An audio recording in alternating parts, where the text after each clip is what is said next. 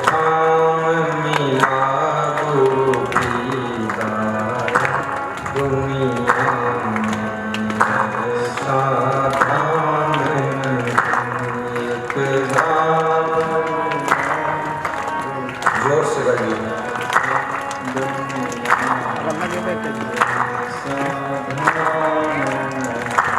जहाँ सर्व दुखों का अंत हुआ, इससे बढ़कर आराम नहीं। जहाँ सर्व दुखों का अंत हुआ, इससे बढ़कर आराम नहीं। इससे बढ़कर आराम नहीं। इससे बढ़कर आराम नहीं। बोलिए सद्गुरु भगवान की जय। परम वंदनीय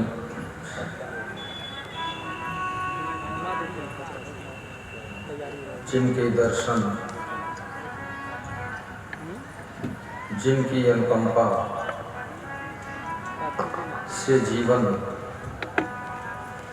धन्य हो जाता है। पुलिस जवानों को भी व्यास गादी आशीर्वाद दे रही है। महिला पुलिस और जेंट पुलिस दोनों प्रेजेंट सर्विस दे रहे हैं। सबको शुभकामनाएं। पुलिस जवान, हाँ, ताली बजाओ पुलिस जवानों के लिए। उनकी सेवा की हम सराहना करते हैं और वे बड़े भाग्यशाली हैं। आप लोग केवल भाग्यशाली हैं, वे बड़े भाग्यशाली हैं, क्योंकि आम के आम गुठलियों के दाम, सर्विस भी और सत्संग भी दोनों लाभ। बैठिए। सब पुलिस जवानों के लिए कुर्सी का प्रबंध बीच बीच भी डाल देंगे।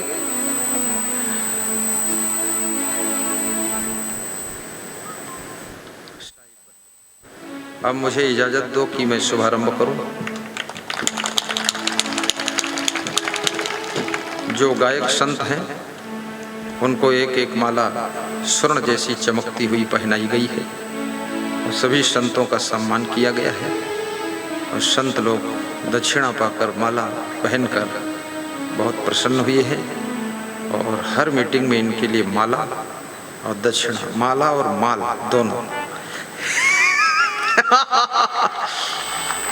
एक संत के गले में माला नहीं है, अनिल से कहूँगा जाकर पहना दो, इसमें से ले लो एक चमचमा वाला माला। कहाँ रखा, दे दो। कोई ले गया, बहुत माला था। सभी संत पहन लेंगे, 2-3 संत के गले में नहीं है। जाओ पहना के आओ।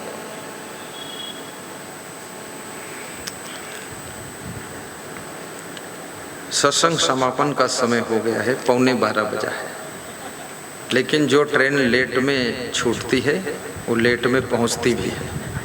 तो थोड़ा शुरू होगा तो 12:30 तक कर लेंगे। आज पहली मीटिंग स्वागत, उद्घाटन, माल्यार्पण और दीप प्रज्वलन आदि आदि बहुत कार्यक्रम रहते हैं।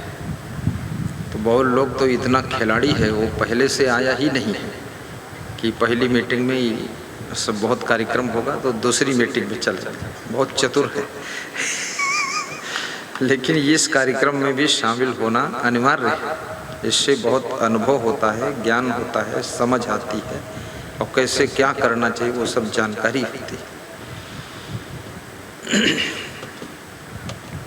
साहिब बंधन पहना दिया एक है ना। अनिल जो मंच संचालन कर रहे थे, साध्वी सुधा जी के सुपुत्र हैं। उनका कोई स्वागत नहीं किया, सब भूल गया और वो पसीना पसीना हो गया 1 घंटा बोलते बोलते। तो मामला तो ऐसा हुआ कि दूध का इंतजाम करने वाले को 1 चम्मच खीर नहीं मिली और सबको खीर खिलाया। तो मैं उनको माला पहना के आशीर्वाद देता हूँ। जब भक्त गुरु को माला पहनाता है, भक्त भगवान को माला पहनाता है, तो भक्त जो है उनका सम्मान करता है। और जब भगवान भक्त को माला पहनाते हैं तो भगवान भक्त को आशीर्वाद देते हैं। जब शिष्य गुरु को माला पहनाता है तो गुरु का सम्मान करता है। जब गुरु शिष्य को माला पहनाता है तो गुरु शिष्य को आशीर्वाद देता है। ठीक है, ते माला तो वही है, चाहे इधर पहनो चाहे उधर, लेकिन उसका परिणाम बदल जाता है। अब आशीर्वाद जा रहा है।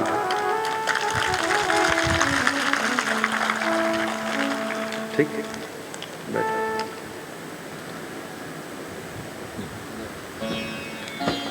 अनिल को आज मैं यहीं बिठा लेता हूँ, बीच बीच कुछ सहयोग की जरूरत पड़ेगी तो मदद ले लेंगे हम। ठीक है, बिठा लूँ यहाँ। आप लोग ये मत सोचना इसको क्यों बिठाया है, क्या बात है। हमारी ज़रूरत है, कुछ पूछना पड़ जाए तो पूछ लूँगा चुपके से, बैठ के। साहिब बंदगी।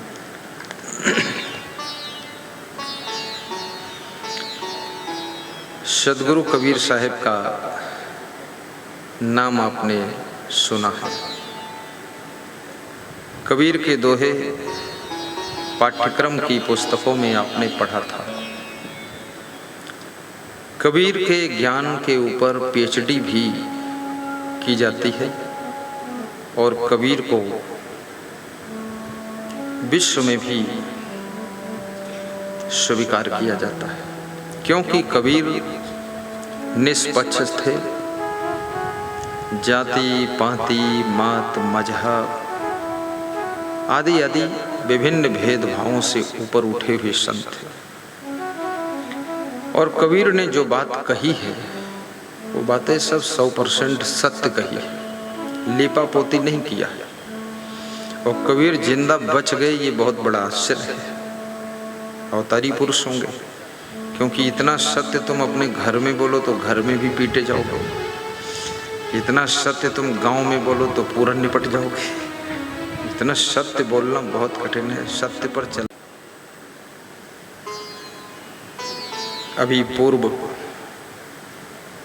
मुख्य अतिथि जिन्होंने संबोधन दिया था, एक दोहा कबीर का कहा था। आज मेरी इच्छा होती उसी दोहे के ऊपर हम व्याख्या करें।